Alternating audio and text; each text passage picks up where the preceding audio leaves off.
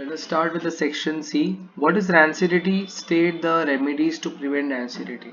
So rancidity का मतलब क्या होता है? When food come in contact with the atmospheric oxygen, it gets bad smell and bad taste.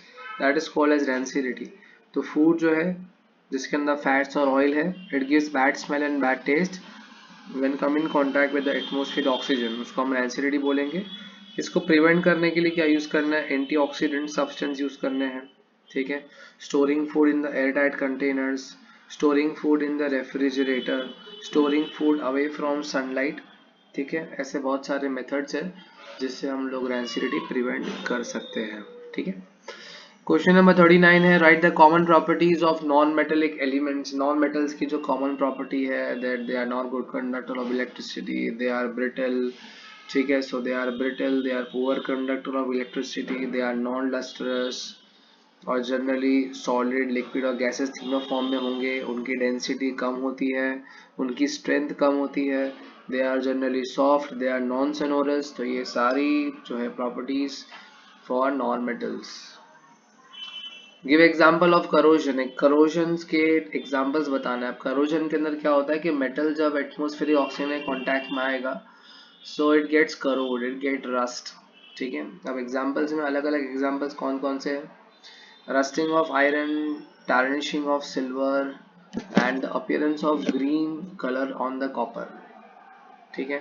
Due to corrosion lots of building, bridge and ships that are constructed using iron gets affected. तो ये rusting है, tarnishing है. ठीक है. ये सारे जो methods है, ये सारे जो प्रोसेस है वो करोजन की वजह से होते हैं. Now 41, state the organization of human nervous system and general functions of it. अब human nervous system के अंदर दो मेन है, that is the peripheral nervous system and the autonomous nervous system. हम लोग बोल सकते हैं central nervous system CNS और पेरिफेरल नर्वस सिस्टम. अब सेंट्रल नर्वस सिस्टम के अंदर दो मेन चीजें हैं, that is the brain and spinal cord. Brain जो है वो क्रेनियम के अंदर लोकेटेड है and the spinal cord is located inside the vertebral column. So here we have brain is protected by the skull. Okay.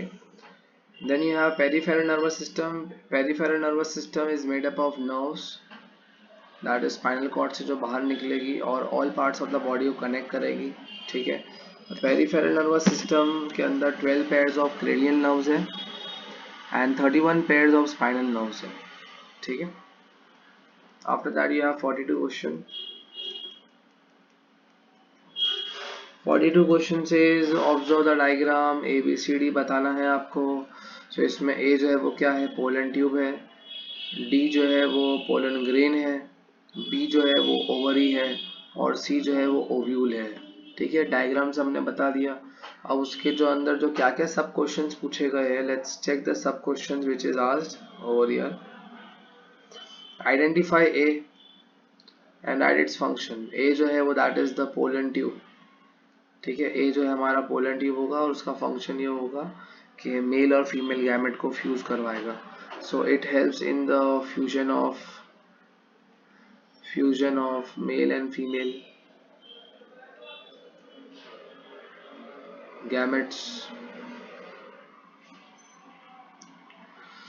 Identify B and what change takes place in B after fertilization. B जो है वो ovary रहेगी और after fertilisation जो है ovary converts into fruit. Identify D and mention from where it is released and state by which process it reaches here. तो D जो है that is the pollen grain और कौन से प्रोसेस से ये यहाँ पर पहुंचेगा, that is the pollination. ठीक है. 43rd question. Describe various contraceptive system methods to control population. Population control करने के लिए you have the barrier method. In this using of condom is the most frequent method. Hormonal method is there, जिसके अंदर oral pills लेना है.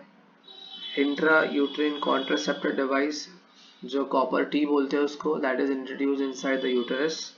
Sterilisation मतलब surgical method है जिसको मेल में हम वेसेक्टॉमी बोलेंगे और फीमेल में जो है ट्यूबेक्टॉमी बोलते हैं.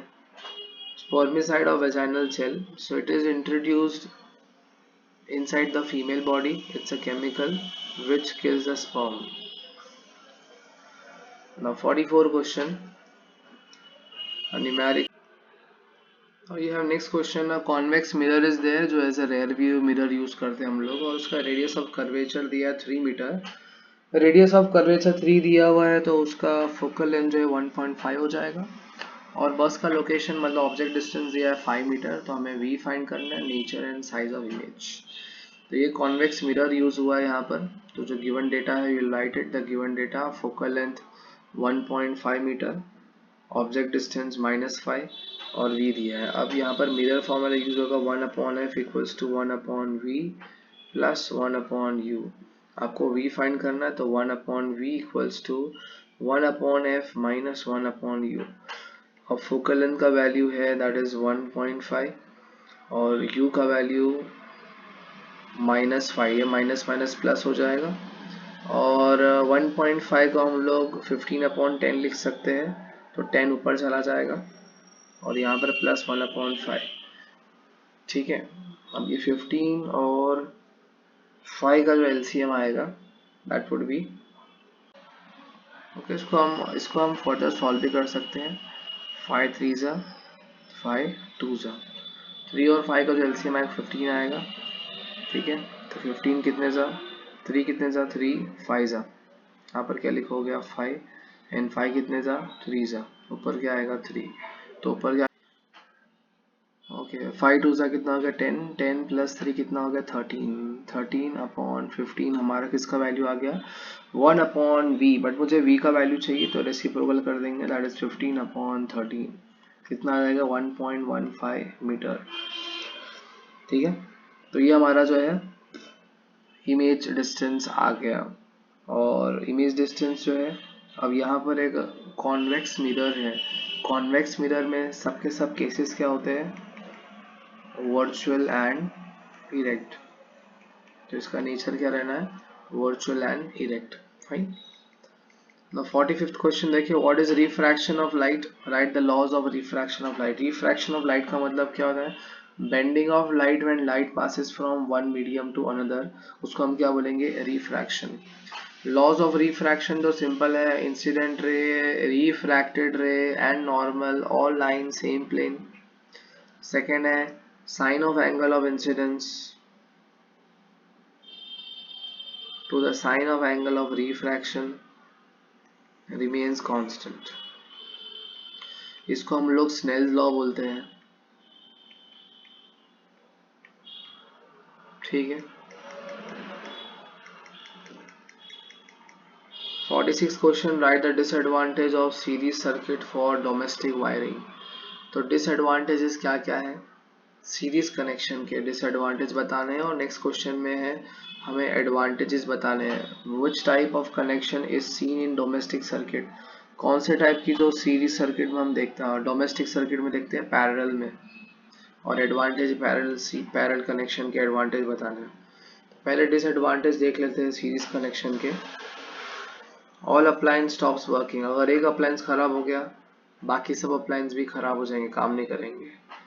यहाँ पर सीरीज के अंदर जो है रेजिस्टेंस इंक्रीज होगा तो पावर सप्लाई जो है वो कम हो जाएगा। सिंगल स्विच है, एक ही स्विच से बहुत सारे अप्लायंस काम करेंगे। अगर हमको एक अप्लायंस जलाना है तो पर बहुत सारे अप्लायंस काम करेंगे तो उसमें इलेक्ट्रिसिटी वेस्ट होगी।